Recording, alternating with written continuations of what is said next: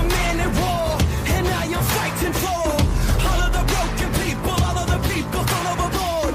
They always try to shame us, but they don't speak the language. No, we're not nameless, we're not faceless, we were born for greatness. Somebody sound the alarm. A fire was set in the dark. It's time that you know. No, we're not nameless, we're not faceless, we were born for greatness. It doesn't matter if the world is grown mad, if we just hold on, if we just hold on, yeah. The sky is falling and the world is gone mad, and we sing our songs and we just hold on, yeah. So if you're running, stop running.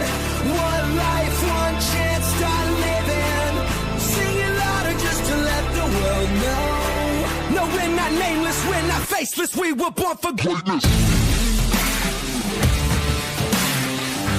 We're not nameless, we're not faceless, we were born for greatness. We're not nameless, we're not faceless, we were born for greatness. They say that I'm reckless, because I'm relentless. They spit on my face and crush on my name and taking my life in vengeance. Yeah, you could try and blame us and try and take what's sacred, but we're not nameless, we're not faceless, we were born for greatness.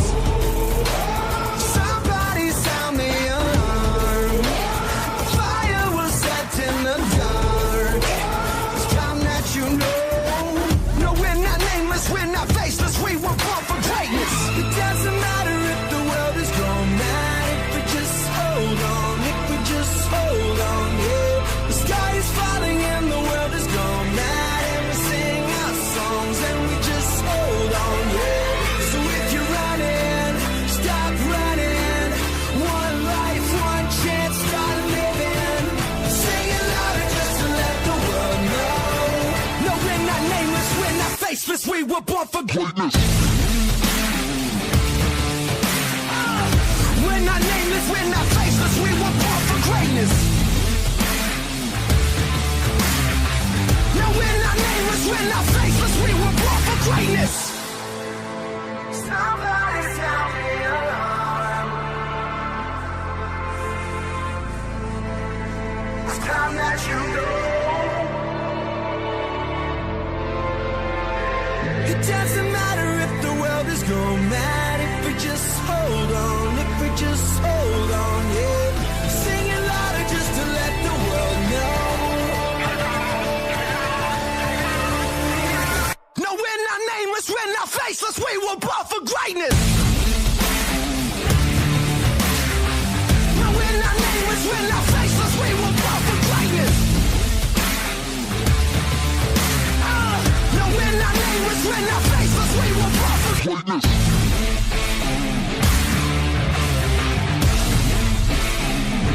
We were born for greatness. No, we're not nameless, we're not faceless, we were born for greatness.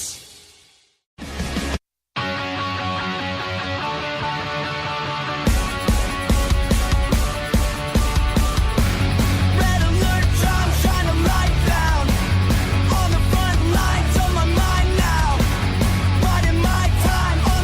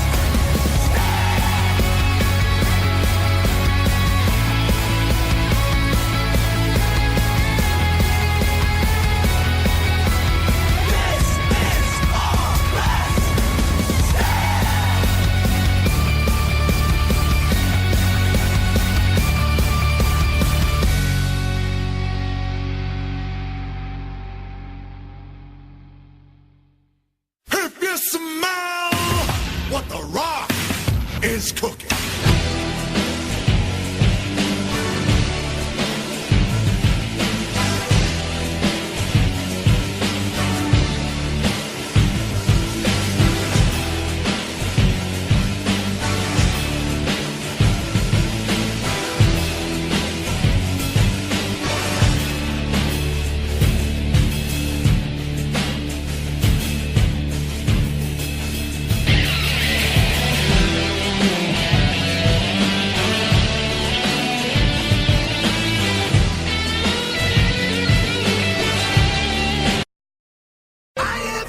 In my head, they counsel me, they understand, they talk to me.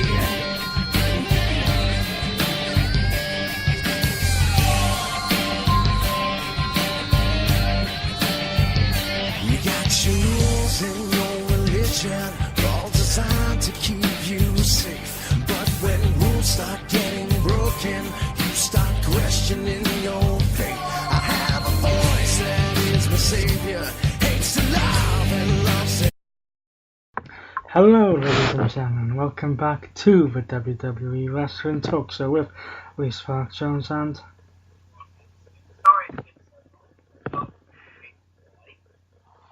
yes, we are here to present to you the results of the past WWE pay-per-view called Backlash, or is it Pointlate, or Pointless? No, sorry, it's Backlash.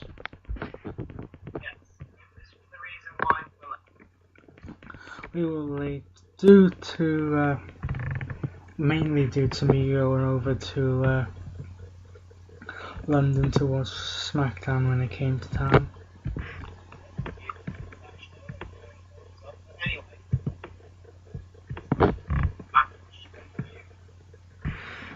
Yeah. So started off with a pointless match on the pre-show between Ruby Riott and Bayley. The winner, unsurprisingly, was Ruby Riott because they seemed to have given up all hope on Bayley. The main show opened up with what was, without a question, match of the night. And it was the Intercontinental Championship match between Seth Rollins and The Miz. Keep the story short, this match was definitely good. Raw, SmackDown's first one-on-one. What exactly do we say? We had a figure four, false finishes after false finishes. The Miz hit not one, but two skull-crushing finales that Seth Rollins was able to kick out of. Yeah. But in the end, it came down to a blackout, otherwise known as the Tombstone, to get the 1, 2, 3, and for Seth Rollins to remain the Intercontinental Champion. Miz's reign, Miz's challenge, it was never to burn it down. Next, we had yet again another predictable match.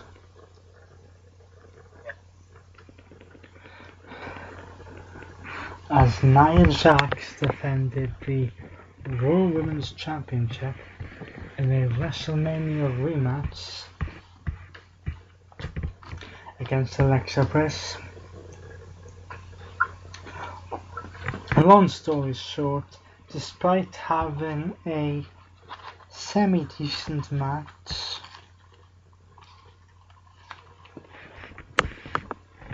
it went pretty much the same way as WrestleMania, with the winner of the match and still Raw Women's Champion. I nearly said SmackDown there. Nia Jax So after the first two matches being from Raw, we go to a SmackDown match when Randy Orton issued his rematch clause for the United States Championship against Jeff Hardy. Now, what can you say about this? This was somewhat predictable, and in fact this entire card was pointless and predictable-ass. Yep, Ridiculous is definitely the word to use. Because after a fairly decent match, a missed RKO, went into a twist of fate, followed by a swanton bomb, and a 1-2-3 for Jeff Hardy to remain the United States Champion. And Randy Orton, my dear friend, has not been seen on SmackDown since. I've undergone knee surgery. Now I've been out, unfortunately, for up to 3 months. Is it 3 months? Yeah, I think it is 3 months now I'm out for. Next we had a great moment, because this is staying with SmackDown, having his first singles match on pay-per-view since Fastlane 2015. Daniel Bryan took on the bully returning Big Cass.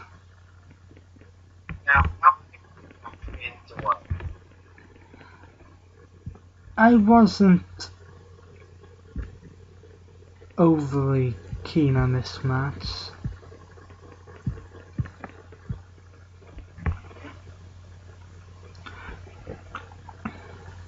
Because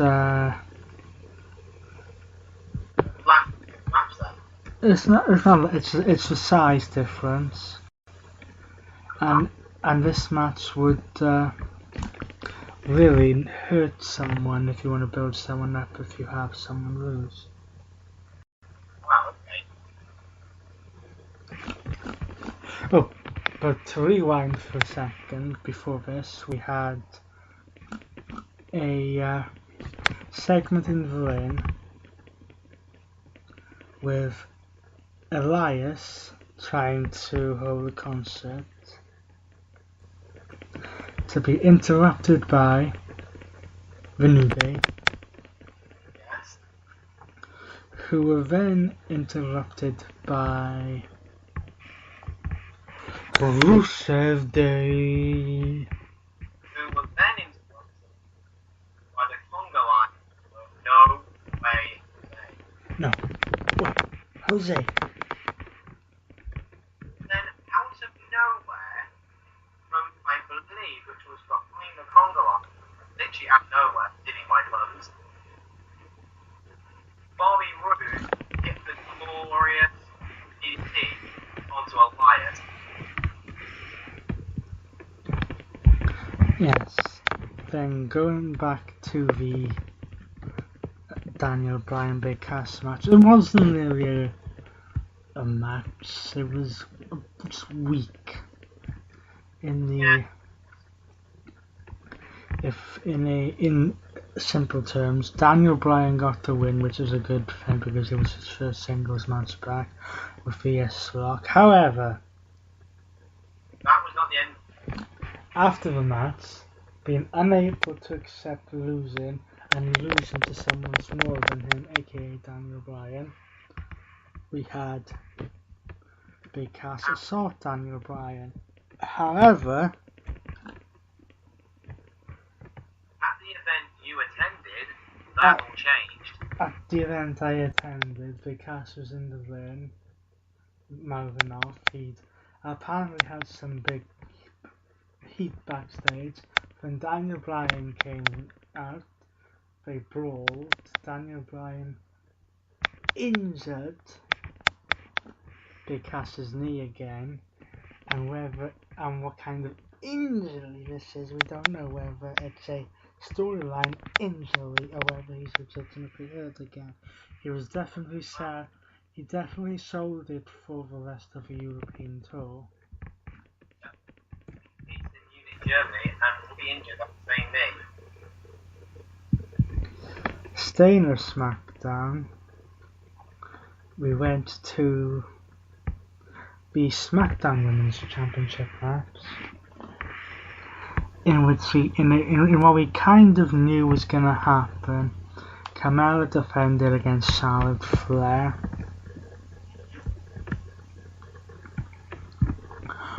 And sneakily, after taking advantage of Charlotte tweaking her knee,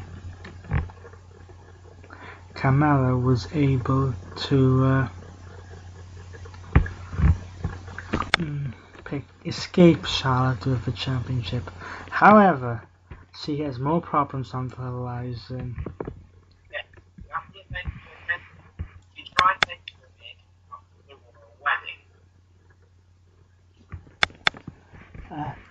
And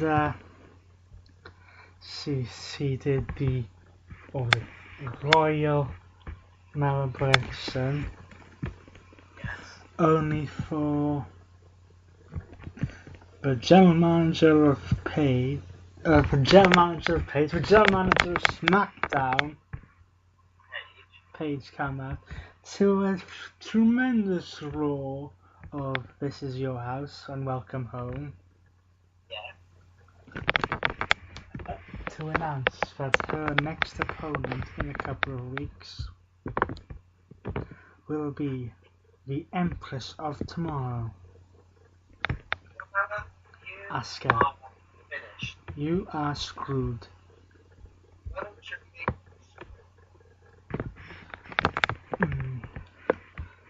And now we started off with the best match on the card, opening it. And then we go to probably the most disappointing match on the card.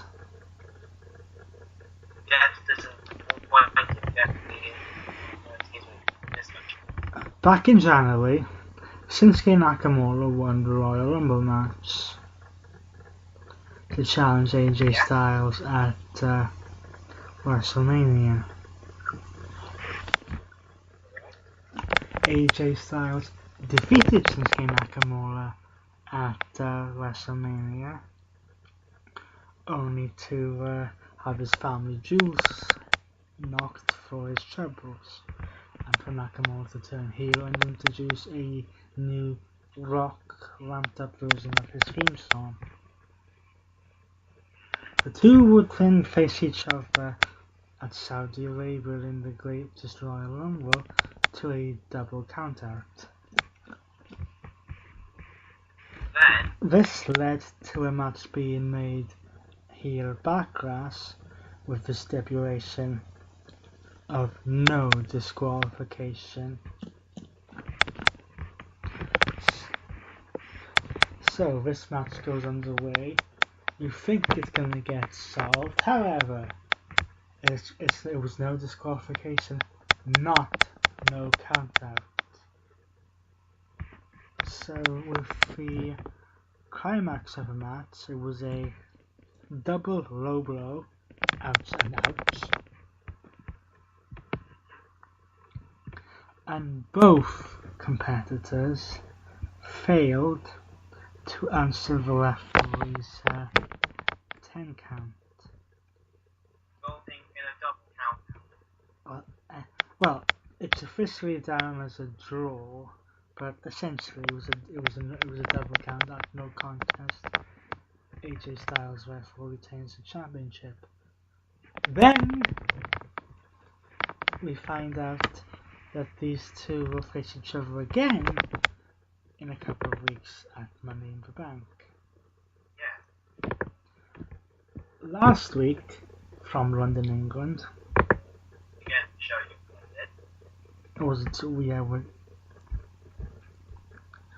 weeks ago, whatever the date was, we had AJ Styles versus Shinsuke Nakamura. Now, I think personally that it would have been nice if they had done that as a championship match, because AJ Styles won the WWE Championship last time they were here in Manchester. Shinsuke Nakamura would win that match and get to choose the stipulation for their match at Money in the Bank, which we now know will be Last Man Standing. But that yet again introduces a problem we had here.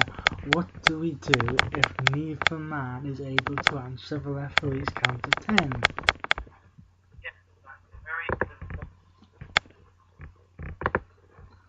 And then for the last two matches we go back to Monday Night Raw. In a pointless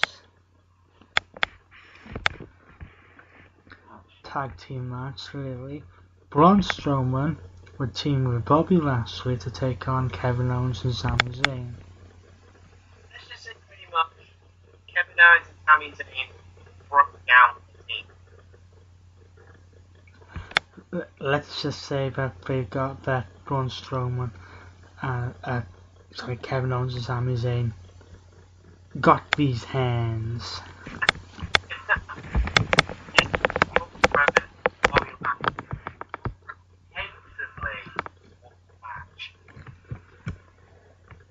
Yes, and it's rumored to happen. We've seen it. Well, it's said to happen soon. We've seen it before, but Kevin Owens and Sami Zayn are apparently going to break up again very soon, and then feud throughout the rest of the year. Yes. Question is, who do you turn face, or who? But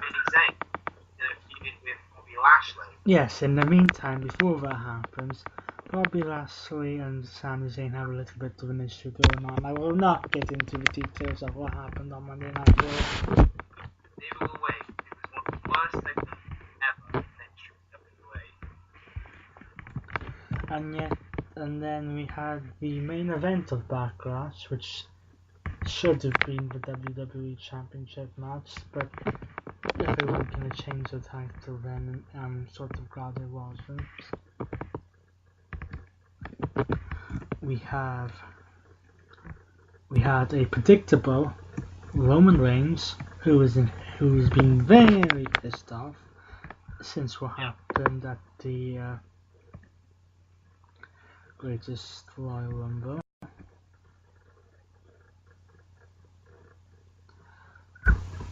Take on SmackDown's Samoa Joe. Now, how can we say about this? Predictable. Yeah, it's predictable actually. Because the winner of the match, after 15-minute match in fact, with the spear, Roman Reigns, he needed to go back onto a winning streak after losing to Lesnar several times, but it didn't really have to come at the expense of Samoa Joe. Here, Roman Reigns is now in another feud with Jinder Mahal. Yes, talk about a bloody demotion.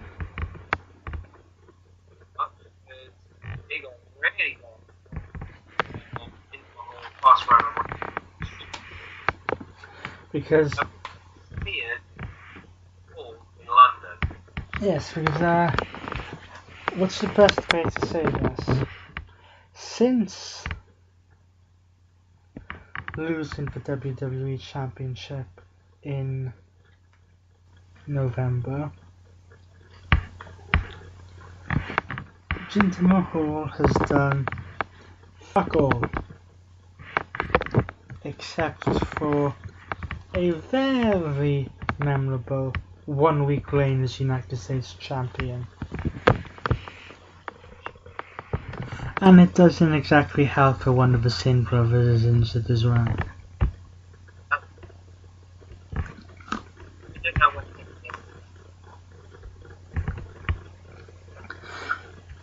So that does it for Backlash, Pointless, whatever you want to call it, Predictalash.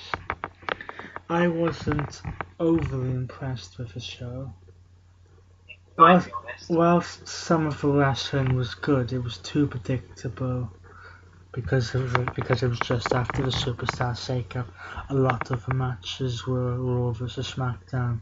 Or should I say, SmackDown versus Raw. Go back in time. But anyway, it's been. Before we head off, next time you hear from us, it will be in 1, 2, 3 weeks,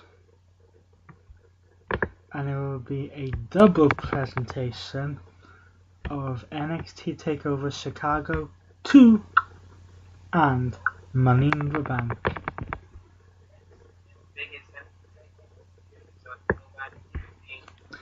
With Rock Jones, and he's been See you soon. TakeOver 2 and Money in the Bank. 3.